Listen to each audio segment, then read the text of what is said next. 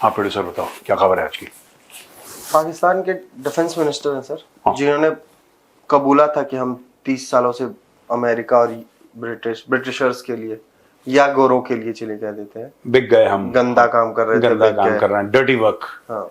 हाँ अब उन्होंने बोला है कि अगले 2-4 दिन हमारे लिए काफी इम्पोर्टेंट है और इंडिया जरूर मिलिट्री एक्शन लेगा पाकिस्तान के खिलाफ, वो अटैक करेगा। वो तो ले गई। उन्हें वो अपने देशवासियों को बता रहे थे, हम अलर्ट पे हैं, हम तैयार हैं। हाँ ठीक है, दैट्स ओके। मतलब इसमें देखो सुनो, ये अलर्ट पे होंगे तब भी इनको मार पड़ेगी, ये अलर्ट पे नहीं होंगे तब भी इनको मार पड़ेगी। इनको किसी भी सूरत में मार पड़नी है, पहली बात तो ये है, ठीक है। दूसरी चीज ये है कि जिसको लड़ाई लड़नी है वो तो गायब है। मैं वही बोलने वाला था सर। वो तो गायब है। डिफेंस मिनिस्टर थोड़ा ना लड़ाई लड़ाएगा, लड़ाई तो लड़वाएगा आसिम मुनीर। अब आसिम मुनीर कहाँ है? आसिम मुनीर गायब है। आसिम मुनीर का परिवार उसने भगा दिया है। कुछ लोग कहते हैं कि आसिम मुनीर भी भाग गया है, लेकिन मेरा मानना है कि नहीं, आसिम मुनीर नहीं भागा है। आसिम मुनीर छुपा हुआ है। वो 2-3 दिन में निकलेगा या हफ्ते भर में निकलेगा या अगले कल निकल सकता है, परसों निकल सकता है, जो भी है वो निकलेगा जरूर। आसिम मुनीर नहीं भागा है, बट आसिम मुनीर डरा हुआ है। और काफी लोगों ने, जो पाकिस्तानी हैं, आप खुद जानते हैं, बेहतर जानते हैं, यूट्यूब में पाकिस्तानी ये कह रहे हैं कई, और क्योंकि वो जाहिर सी बात है कि पाकिस्तान में नहीं रह के ये बोल सकते, क्योंकि उनको उठा लिया जाएगा, उनके परिवार को नुकसान पहुंचा दिया जाएगा, उनके खानदान को, इसलिए वो लोग कहीं हैं, कोई न्यू जर्सी में है, कोई न्यूयॉर्क में है, कोई लंदन में है, कोई कनाडा में है, टोरंटो में, कोई कहीं कहीं है। मतलब they are not in Pakistan, they are in some western country. उन लोगों का कहना है कि और मैं किसी व्यक्ति विशेष का नाम नहीं लूंगा यहाँ पे, उनका ये कहना है कि आसिम मुनीर ने कर तो दिया, और वो उनका ये भी कहना है कि Asim Munir did it against the better judgment of the ISI. ISI वाले गए थे, इंटेलिजेंस वाले, कि सर अभी मत करो। आईएसआई ने ये नहीं बोला कि ये काम गलत है, ये काम सही है। आईएसआई ने बोला कि ये समय सही नहीं है, अभी मत करो, आप मत करो, ये बैकफायर हो जाएगा। देखो ना, बात यह है कि आपने पहलवान जब नहीं देख रहा था, आपने आके उसके पीठ पे लठ मार दी। पहलवान को दर्द हुआ, किसी को भी होगा, आपको, मुझे, सबको होगा दर्द, पहलवान को भी दर्द हुआ, लेकिन वो दर्द 1-2 मिनट के लिए हुआ, फिर पहलवान पीछे मुड़ा। आपके पास उसका भी तो जवाब होना चाहिए कि एक ना एक दिन पहलवान पीछे मुड़ेगा भाई, कुछ मिनटों के बाद ही सही, पहलवान तो मुड़ेगा पीछे। जब पहलवान पीछे मुड़ेगा तो पहलवान बोलेगा हाँ भाई क्या बात है। आपको उस सवाल के लिए आपको तैयार होना पड़ेगा। What he meant to say was that, and 3-4 of them, not 1 person, कि Asim Munir was not ready। उसने कर दिया, आईएसआई ने बोला मत करो, सर गड़बड़ हो जाएगी, रायता बहुत फैल जाएगा, ना ना करो करो करो। He gave orders, आईएसआई ने कर दिया। ये है स्टोरी। पिछले 4-5 दिनों से, जब से ये पूरा इंसिडेंट हुआ है सर, हाँ, एलओसी पे लगातार हैप्पी दिवाली हो रही है। हालांकि इंडियन मीडिया ये कवरेज कर रहा है कि पाकिस्तान की तरफ से फायरिंग हो रही है, जो मुझे पच नहीं रही है ये बात सर। मुझे तो कभी नहीं पची ये बात। ये है क्या सर, वो जो एलओसी पे फायरिंग हो रही है, इंडियन मीडिया की कवरेज, इसके पीछे का पूरा स्टोरी? देखो मैं आपको बताता हूं कि ये लेवल्स पे होती है, ठीक है, जिसको हम लोग वर्टिकल एस्केलेशन में कई बार बता भी चुका हूं, ठीक है ना। वो आई थिंक हमारे व्यूअर्स को बताने की जरूरत नहीं है, दे हैव अंडरस्टूड। क्या होता है कि they have started small arms fire और रॉकेट लॉन्चर्स और 81 mm पे ठोका जा रहा है पाकिस्तान को, ठीक है ना, और हम लोग मार रहे हैं। कभी एमुनिशन डंप, कभी फ्यूल डंप, ये सब जो चीजें होती हैं, जो टैक्टिकल और ऑपरेशनल चीजें होती हैं, these are not strategic in nature, but these are definitely tactical and definitely operational in nature. तो उनको काटा जा रहा है, तोड़ा जा रहा है, and Pakistan army is being targeted directly, not launch pads. Pakistani फौज को लगातार टारगेट किया जा रहा है। ये स्टोरी है। This is what is happening at the line of control. ये बढ़ेगा अभी, ये बढ़ेगा अभी, इसकी धीरे धीरे चूड़ियां कसेंगी इसकी, ऐसे नहीं होगा। It won't happen like that, it will happen in a gradual manner.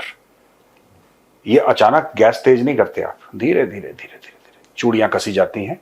उससे क्या होता है कि लंबी चीख निकलती है। आपने अचानक ही पहले दिन अपना सारे वेपन फायर कर दिया, ठीक है, और 4 दिन बाद दुश्मन फिर से खड़ा हो गया, तो क्या फायदा। आप over a period of time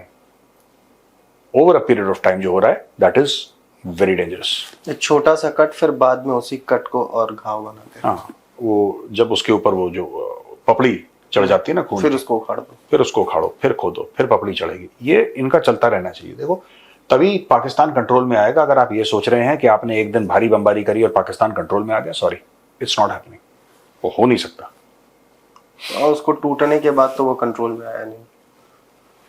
हाँ। एक और सर मीडिया रिपोर्ट आई थी, मीडिया में ही वो ज्यादा चल रही थी कि पाकिस्तानी आर्मी की एक्टिविटी जो है ये कंफर्म हुई है इस पहलगाम मैसेकर में। सर कैसे हुई है? क्योंकि एक हाशिम मूसा करके सर टेररिस्ट है, उस टेररिस्ट ने पहलगाम मैसेकर में हिस्सा लिया, उसने मारा।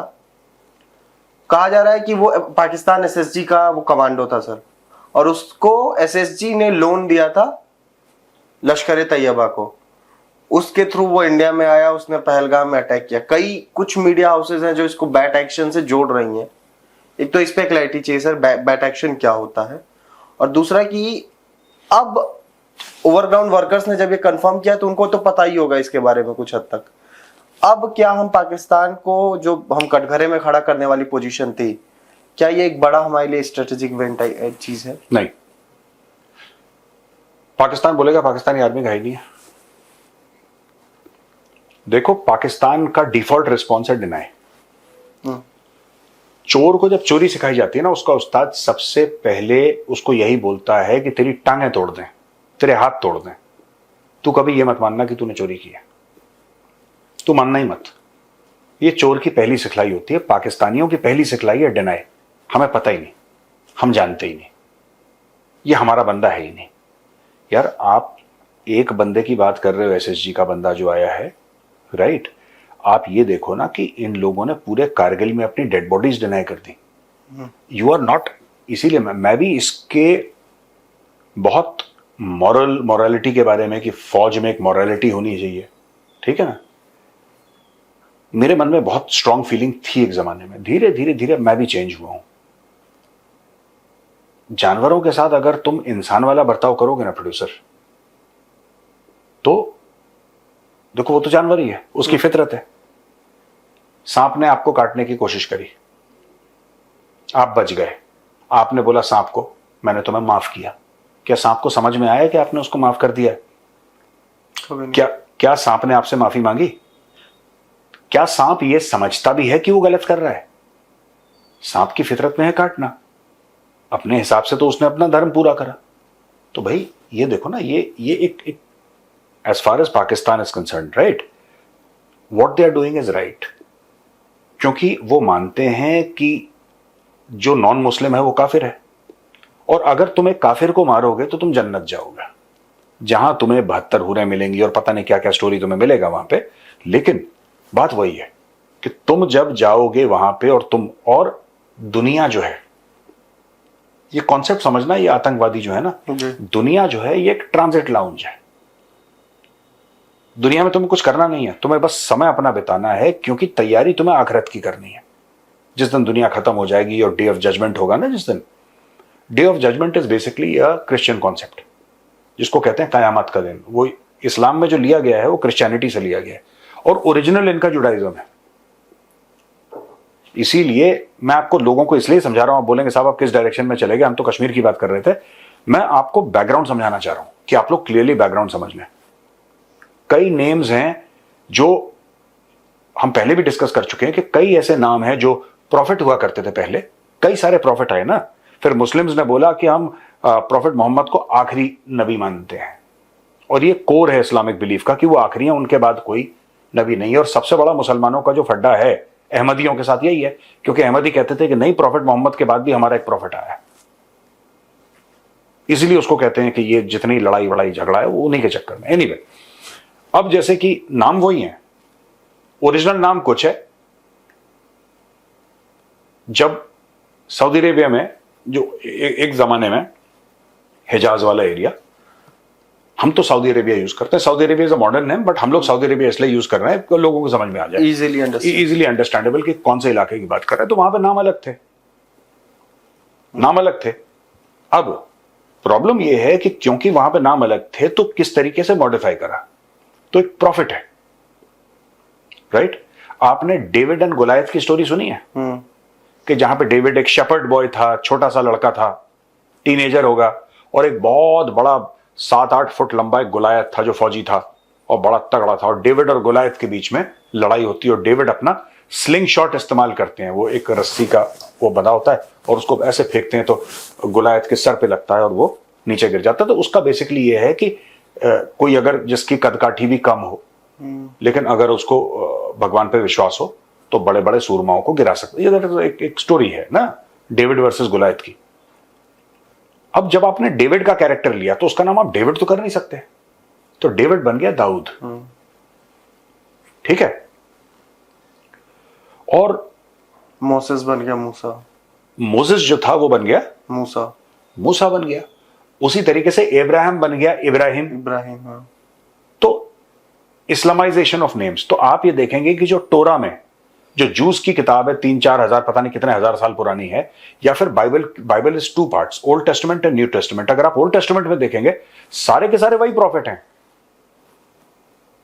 कुरान में भी वही प्रॉफिट है, और मुस्लिम्स मानते हैं कि पुराने प्रॉफिट को इज्जत देते हैं और वो कहते हैं कि प्रॉफिट मोहम्मद आखिरी थे। ठीक है, मैं यही आपको, मैं now coming back to Kashmir, ये जो पूरा आइडिया है जिहाद का, वो जिहाद का आइडिया ही ये है कि जो लोग अगर कन्वर्ट नहीं होंगे आप उनको खत्म कर दो।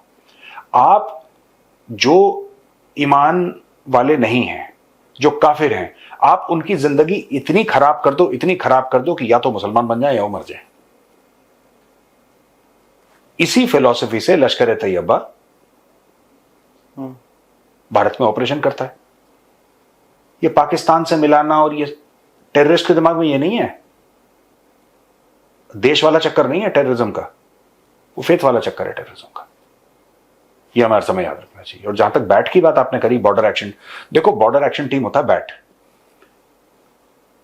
वो एक शायद मीडिया इसलिए बोल रहा है क्योंकि उसकी जो बनावट है टीम की, जो टेररिस्ट का ग्रुप आया कंपोजिशन जो कंपोजिशन है उसकी, उसमें क्योंकि एक आप कह रहे हैं एसएसजी वाला था और फिर आप कह रहे हैं कि बाकी लश्कर वाले थे, इसलिए उसको बैट, पर टिपिकली बैट ये काम नहीं करता। बॉर्डर एक्शन टीम का काम है कि बिल्कुल, उसका नाम ही बॉर्डर एक्शन टीम है, तो 200 किलोमीटर अंदर क्या करेंगे वो लोग। बॉर्डर एक्शन टीम का ये है कि भाई बॉर्डर एक्शन टीम, साफ सीधी बात है, व्हाट दे डू इज कि दे विल, इनका ग्रुप रहता है 3-4-5 लोगों का, इसमें एसएसजी वाले भी रहेंगे और इसमें लश्कर या जैश वाले भी रहेंगे, और ये आर्मी को एम्बुश करना, जो पेट्रोलिंग पे फौज गई है या कोई वहां पे एम्बुश में है तो उसके खिलाफ कार्रवाई करनी, उसको मारना। ये जो सर्वर काटने का इंसिडेंट हुआ था ना, ये बैट वालों ने करा था।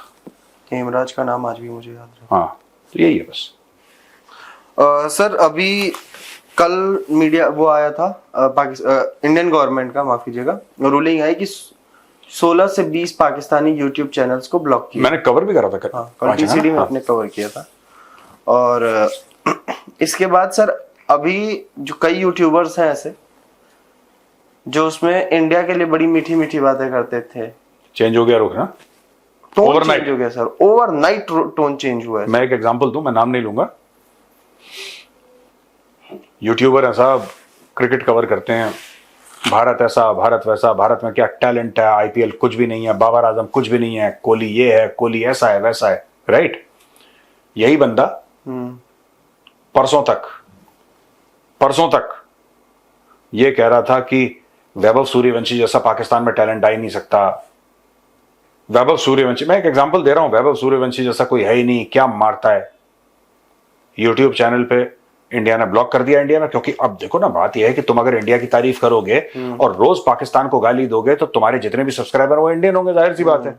इंडियंस मजा लेने के लिए देखते हैं, वो पैसा कमाते हैं, क्योंकि for Pakistanis it is okay कि तुम अपने मुल्क को गाली दो, अपने मुल्क पे थूको और डॉलर कमाओ, वो पाकिस्तान में जायज है, उसमें कोई वो हलाल की कमाई है। ठीक है, अब देखो हुआ ये, आज मैं उसका वीडियो देख रहा बंदे का जिसका मैं नाम नहीं लूंगा, और आप बोलेंगे साहब अगर उसका ब्लॉक हो गया तो आप कैसे देख रहे थे। He was giving interview on another YouTube channel, तो मेरी फीड में आया, मैं पाकिस्तानी कंटेंट देखता हूं, तो हमारा काम ही यही है। Still they are targeting Indian audience. हाँ, नहीं, अब वो क्या कह रहा है, अब वो बंदा क्या कहता है पता है, अब वो बंदा ये कहता है कि नहीं, मुझे तो नहीं लगता कि वैभव सूर्यवंशी 14 साल का है।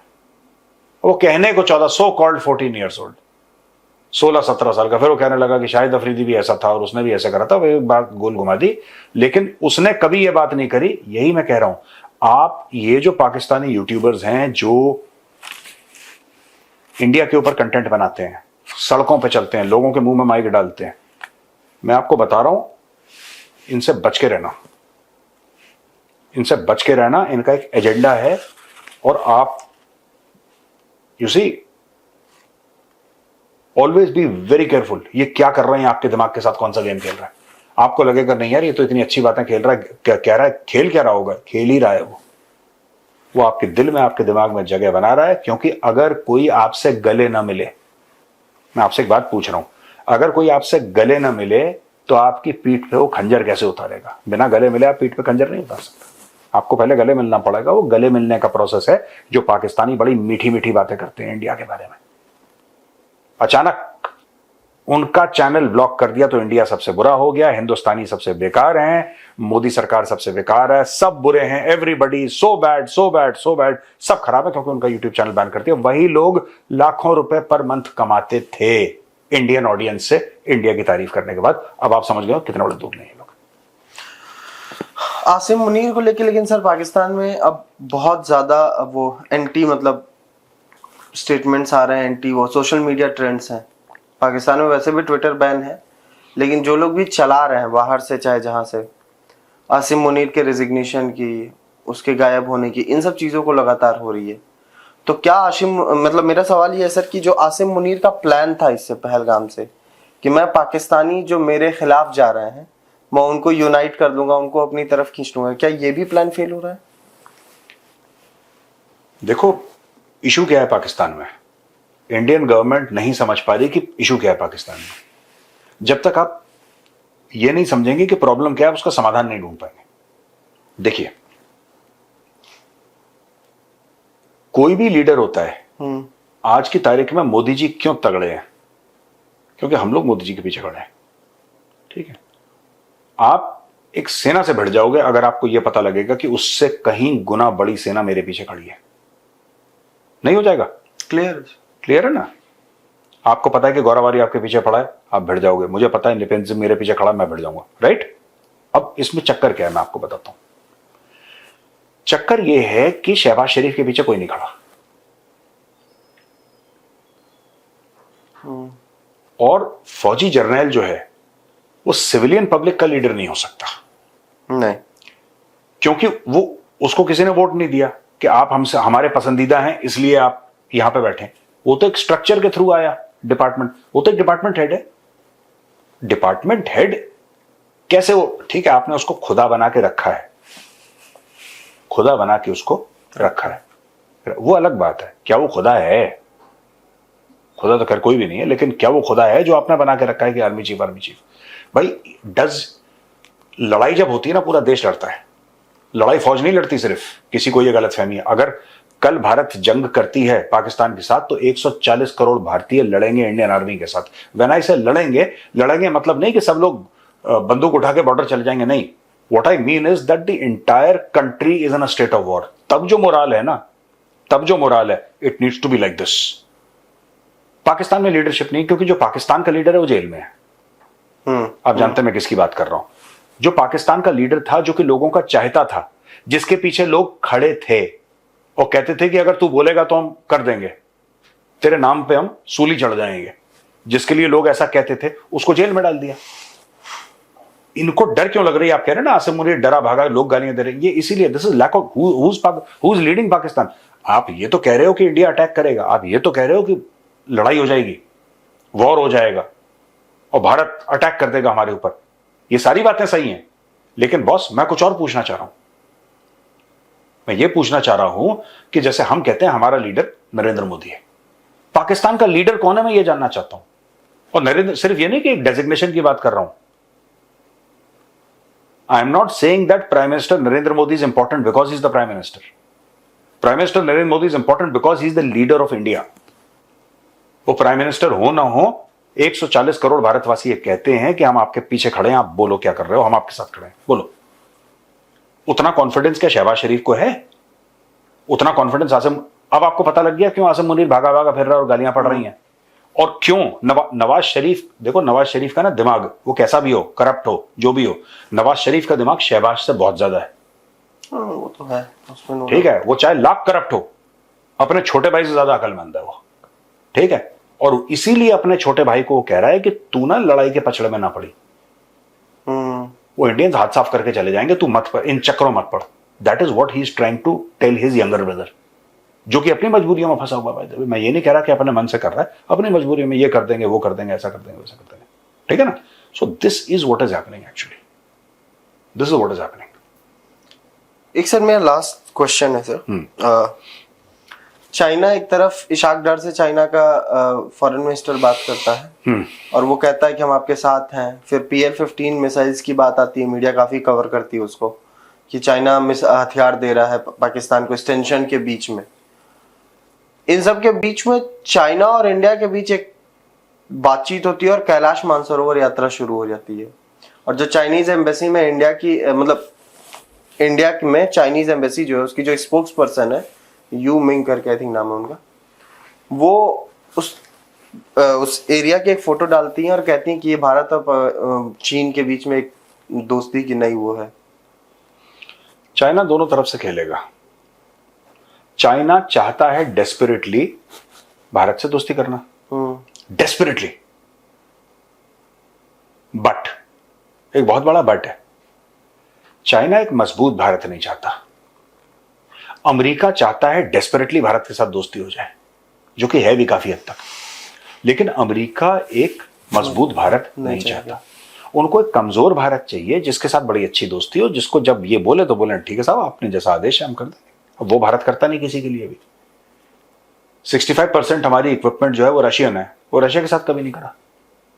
ऑब्वियसली इस लड़ाई में रशिया के लिए ठीक है, रशिया के खिलाफ नहीं किया, लेकिन उसके साथ भी तो नहीं गया एक साथ। करेक्ट।